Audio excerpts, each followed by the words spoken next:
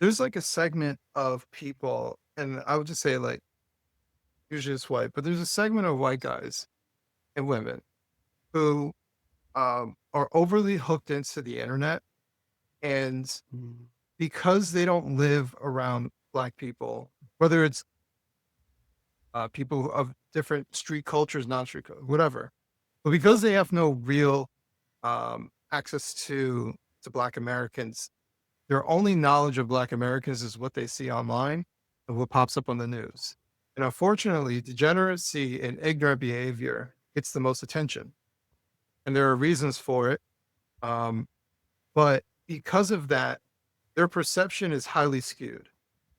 So we will all, just as we've already stated, there are ignorant Black people that we don't even want to talk to. And but there are also wonderful Black people, like people in my family who, I love dearly, right? Who are not like that whatsoever. Right. So it's almost like Black Americans, and even including Black immigrants to America, are vastly different. And we all have our issues, and we all have good things about us as well. Um, so for them, they're basically building a picture based off of their in-person ignorance. Um, and in some ways, I don't blame them, because if I got inundated with something that I'm not familiar with, right? Let's just say like China. I've never been to China. I don't know a lot of Chinese people, but if I got inundated with imagery of Chinese people doing crazy stuff and wild stuff um, every single day, and it just get reinforced, at some point I'm probably going to think, man, China's wild. And I sort of do think that China is wild in some respects. It is. But like you can understand why someone will come up. Doesn't mean that it's right, but you can understand why someone would be indoctrinating themselves, because their source of information is skewed. There's a reason why they're being inundated with this type of content. So I guess against the thing that we all have to acknowledge is like there's a class element to all of this stuff. Mm. Um, and I think what ends up happening is there's something I call in-group versus out-group. Maybe there's a more sophisticated way of saying this. But what tends to happen is the in-group sees their group in the best of light 90% of the time, right? The out-group sees the people who are in the group see the out-group the worst possible light 90% of the time. So it's like an inverse. And so for many Black people who see the ghetto hood stuff happening, um, they are reluctant to either criticize it, or they just pass it off, or they minimize it, or whatever. The out group is far more likely to want to call it out, because it's not their group.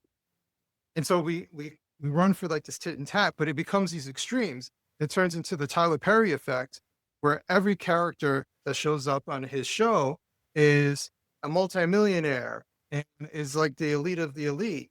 And they're not just the lawyer, they're the best lawyer in the city, right? It turns into like everyone gets recognized except for the average Black American.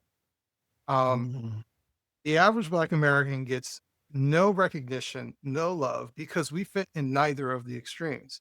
We are not ghetto hood, and we're not rich, right? I think of like the show Family Matters, just an average Black family with a sense of humor. That's basically it. And that is not attractive enough. You either have to be one of the extremes. And the in group and the out group recognizes one extreme versus the other. The in group says, look, we're the first, they're the first, whatever. Look what black girl magic, what Black people can do. Like it just becomes like this constant pick me up, because they're riddled with insecurity.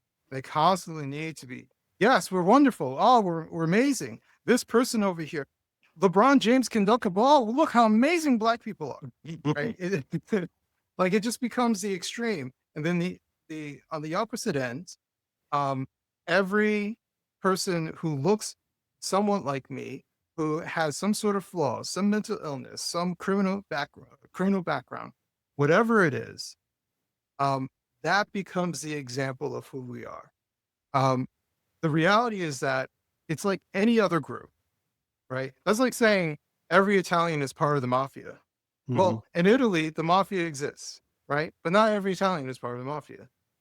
Like it's it's everything. It's not just one thing. It's not just one aspect. It is everything. It's almost like we're human beings and we have flaws, and some of us sin. Some of us sin more than others. Um, and there are different cultural aspects that lend to that. So I don't know. I think there's the underpinning to all this is class. One side recognizes one particular class.